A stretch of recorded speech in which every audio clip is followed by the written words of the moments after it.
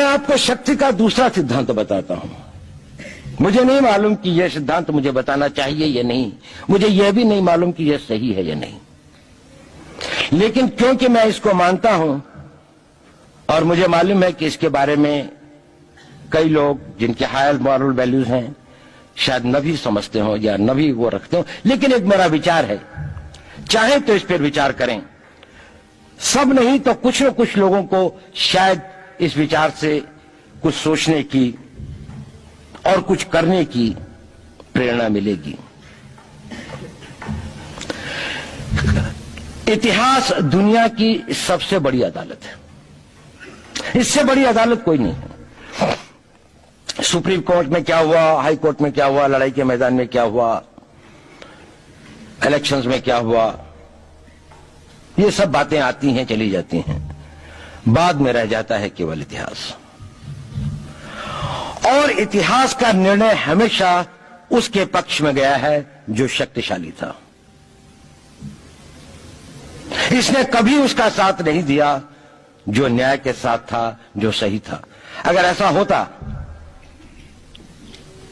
तो दिल्ली में बाबर रोड होती है, बाबर रोड है लेकिन राणा सांगा रोड नहीं है, क्योंकि बाबर आया, विजयी हुआ, राणा सांगा हार गया।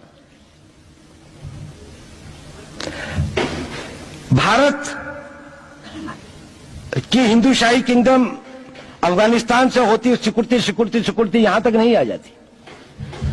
हमने किसी पर आक्रमण नहीं किया, हमने किसी के जीवन मूल्यों को नष्ट नहीं किया, हमने किसी के धर्म ग्रंथों को और धर्म स्थानों को नष्ट नहीं किया।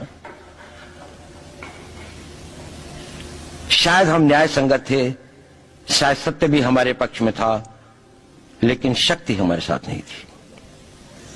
इसलिए इतिहास ने हमें उसकी सजा दी।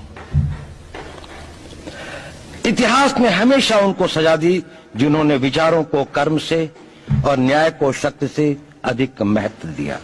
अब मैं ये नहीं कह रहा हूं कि उसको उसकी तिलांजलि कर देनी चाहिए, ये नहीं है कि न्याय का अपना महत्व नहीं है, लेकिन यदि कॉन्फ्लिक्ट ऑफ इंटरेस्ट हो तो शक्तिशाली बनना ज्यादा आवश्यक है। भारत धर्मगुरु भी तभी बनेगा जब एक शक्तिशाली भारत का निर्माण होगा।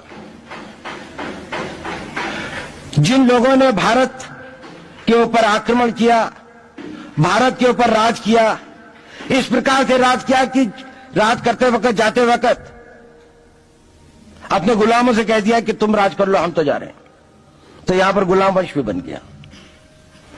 अगर हम लड़ाई के वॉरफेयर के उसूलों से देखें कि किसी भी राष्ट्र की जो कॉम्प्रिहेंसिव स्टेट पावर होती है, किन चीजों से वो लड़ाई लड़ता है, जिसको हम कहते हैं कि ये शक्तिशाली है, दूसरा शक्तिशाली नहीं है, क्या वो अवयव होते हैं उसके, क्या घटक होते हैं उसके। तो भारत के पास जनशक्ति, धन शक्ति, ज्ञान की शक्ति, टेक्नोलॉजी की शक्ति, और जिन लोगों ने आक्रमण किया उनकी शक्ति को अगर हम ये देखें तो शायद 1 और 1000 का अनुपात भी नहीं होता। लेकिन उसके बाद भी हम वो नहीं कर पाए। और ये प्रश्न भी किसी ने पूछा, उस पर मैं आऊंगा बाद में। निवेदिता जी ने उसका बहुत अधिक उत्तर दिया, बहुत अच्छा उत्तर दिया था कि क्या कारण है, किसके कारण भी हम लोग इस लड़ाई में इतिहास ने हमारा साथ या हमारे पक्ष में न्याय नहीं दिया। क्या कारण है कि कश्मीर में हम लड़ रहे हैं, जिन्होंने हमारे ऊपर आक्रमण हो रहा है, हमारे ऊपर बाहर से लोग आकर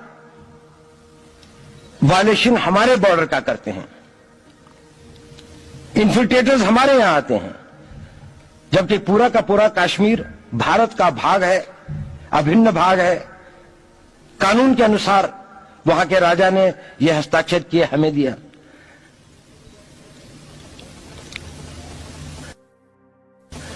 क्या कारण है कि करोड़ों की संख्या में बांग्लादेश से लोग भारत में आते हैं, हम बाड़ लगाते हैं, वो लोग वहां से मना करते हैं कि आप हमारे आदमियों को आने दीजिए, और हम कुछ नहीं कर पाते। और भारत में 2 करोड़ नागरिक रहते हैं। हम हर एयरपोर्ट के ऊपर में इमिग्रेशन की चेक पोस्ट लगाते हैं कि कहीं पर कोई एक आदमी बिना पासपोर्ट के या बिना वीजा के भारत में प्रवेश न कर जाए। यहां पर लाखों की संख्या में, करोड़ों की संख्या में लोग आते हैं। सुप्रीम कोर्ट भी ये वो करता है कि जिन लोगों ने जो इसके लिए जिम्मेदार हैं, उन्होंने जो काम किया है वो भारत के ऊपर आक्रमण के बराबर काम किया है।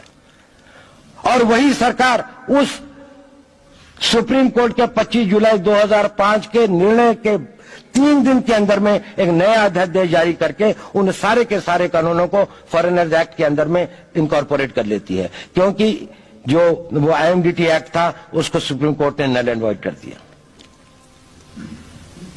ये सब बातें हमें सोचने और समझने की आवश्यकता है। एक कारण, मैं ज्यादा चीजों में नहीं जाना चाहता, इतना समय भी नहीं होगा,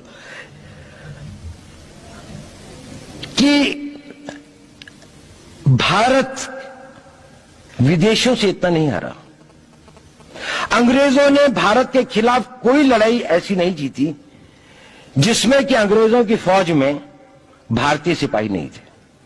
चाहे वह पहले बंगाल नेटिव आर्मी थी, 1857 के अंदर में सिखों और गुरखास ने उनका साथ दिया। जब सिखों से लड़ाई हो रही थी तो बाकी लोगों ने उनका साथ दिया। हमेशा नेटिव आर्मी उनके साथ थी। जब जब आक्रमण वेस्ट से हुआ, चाहे वो पार्थियन थे, चाहे हून थे, चाहे मंगोल आए, बाद में मुगल आए, तो लश्कर कहां बने? वो तो थोड़े से लोग आए थे। लश्कर बने काबुल में, जिस वक्त वो इस्लामाइज भी नहीं हुआ था, लाहौर में, सरहंद में। हिंदुस्तानियों को हराया है तो हमेशा हिंदुस्तान के लोगों ने साथ नहीं दिया देश का। और दर्द है तो केवल इसी बात का। भारत के इतिहास में अगर दर्द केवल इस बात का नहीं है कि विदेशियों ने हमारे साथ क्या किया, उनका तो हम मुकाबला कर लेते। दुख इस बात का था कि हमारे सभी लोगों ने साथ नहीं निभाया और साथ नहीं दिया। और इसकी फीलिंग आज भी मुझे इस देश में होती है।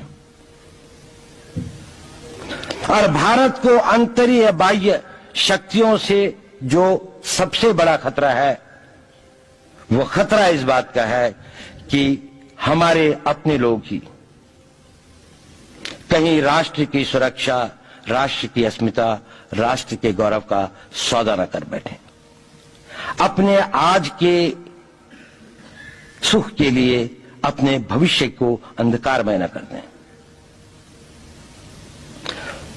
और इसके लिए जो जागरूकता चाहिए, इसके लिए जो ताकत पैदा करनी है, वो ताकत केवल समाज के अंदर भी पैदा की जा सकती है।